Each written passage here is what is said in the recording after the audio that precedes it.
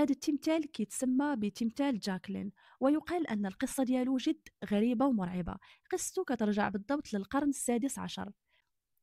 فقدت جاكلين ابنها الوحيد في الغابة، بحثت عليه لسنوات طويلة، كانت كتنتظره كل يوم في نفس هذا المكان، وكان عندها أمل أن طفلها مازال على قيد الحياة. لكن للأسف ماتت جاكلين وبالضبط في نفس هذا المكان، وسكان المدينة قرروا ينصبوا تمثال لجاكلين في هذه المنطقة. يقال أنه أي شخص يقترب من هذا التمثال يشعر أن المكان جد مرعب. صورات إيميلي لحظات جد مرعبة بالقرب من هذا التمثال.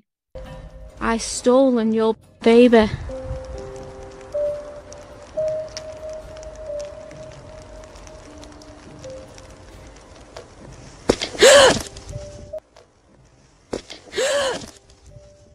تعرضت إيميلي للدفع من الخلف بالرغم من أن المكان كان فارغ تماما، وحتى شي واحد ما كان خلفها، وأيضا كانت كتسمع أصوات مرعبة من الغابة.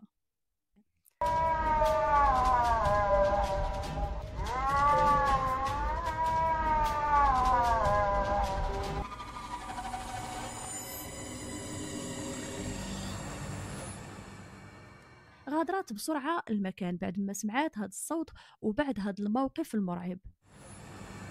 صورات كاميرا المراقبة بولاية تينيسي أمر في قمة الغرابة.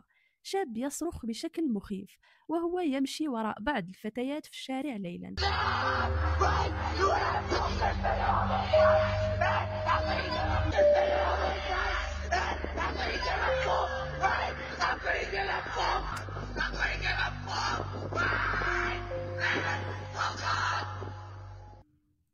المقطع جد غريب ومرعب، واضح أن هذا الشاب كان جد غاضب أو لا فاقد للصواب ديالو.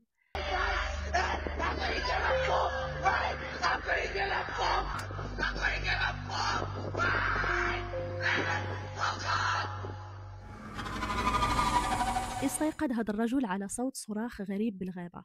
اللقطة اللي قام بتصويرها جد مرعبة، شاهدوا معايا المقطع.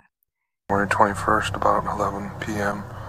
I'm a couple hundred feet from my house. You can hear it going off in the background right now. Kind of sounds weird. Kind of sounds doggish, hyena-ish, but you can hear it going off in the background right now. It's really kind of strange, just to say the least.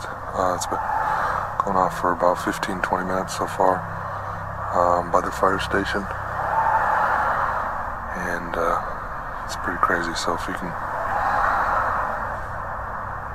listen, that'd be crazy. Hold on.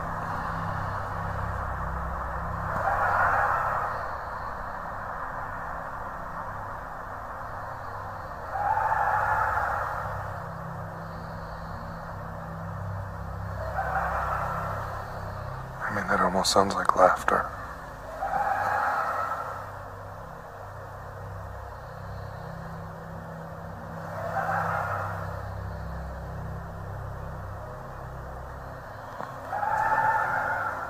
It's actually gotten closer since it started. It's probably only 200 feet, 300 feet from me right now.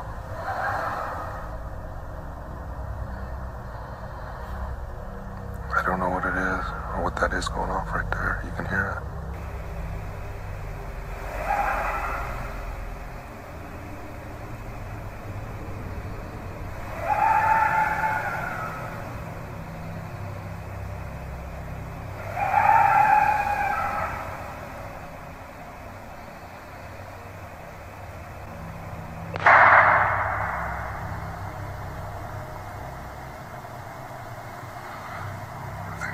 Gunshot.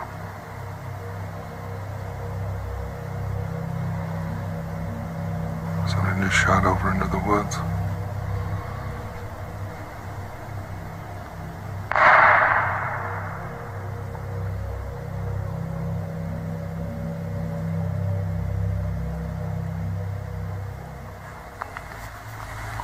بعد صوت إطلاق النار أصبحت الغابة هادئة تماما، واختفى صوت الصراخ وكأنه شي واحد كان كيطلب النجدة وتم التخلص منه.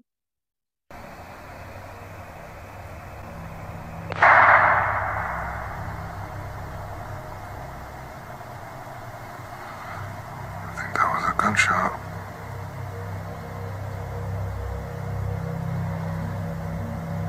Somebody and just shot over into the woods.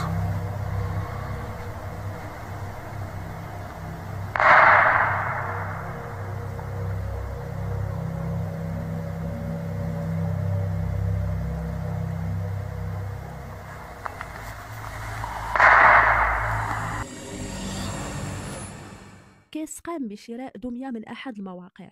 يقال أنها دمية مسكونة، وبسبب الكوابيس المرعبة اللي بدات كتواجهه بعد ما قام بشرائها، قام بوضع كاميرا مقابلة مع الدمية مباشرة باش يتأكد واش فعلا هاد الدمية مسكونة. صورات الكاميرا شيء في قمة الرعب. شاهدوا معايا المقطع.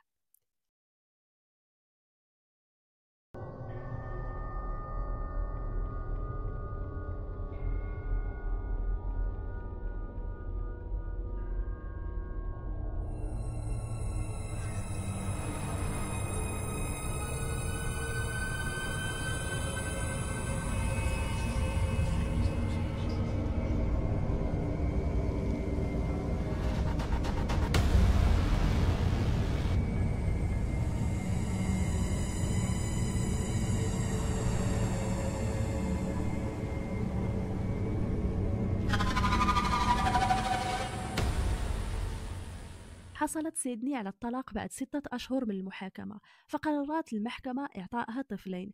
هذا الشيء اللي أزعج زوجها السابق بزاف، وقرر أنه ينتقم منها، وقام باستئجار أحد الأشخاص للتخلص منها. صورات كاميرا المراقبة المثبتة عند المنزل لحظة وصوله للمكان ومحاولته للشروع في تنفيذ الخطة.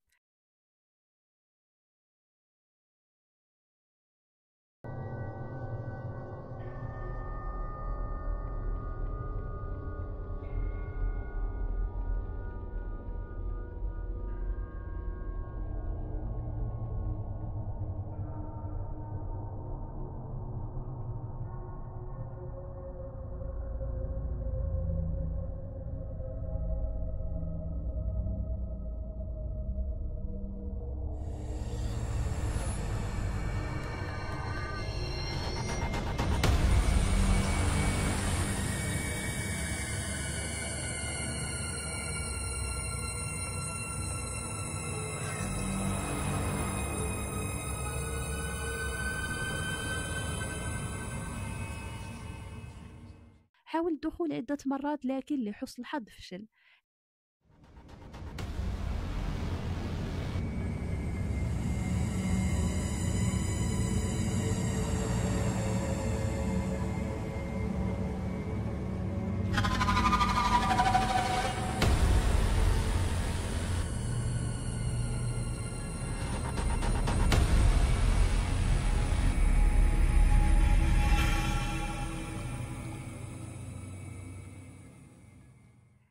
سيدني كانت محظوظة لأن النهاية كانت على وشك أنها تكون كارثية بكل ما للكلمة من معنى.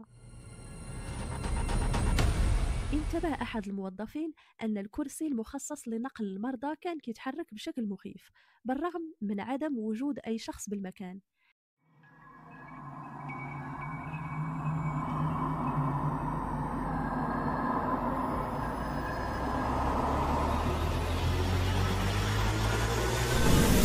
See, I no.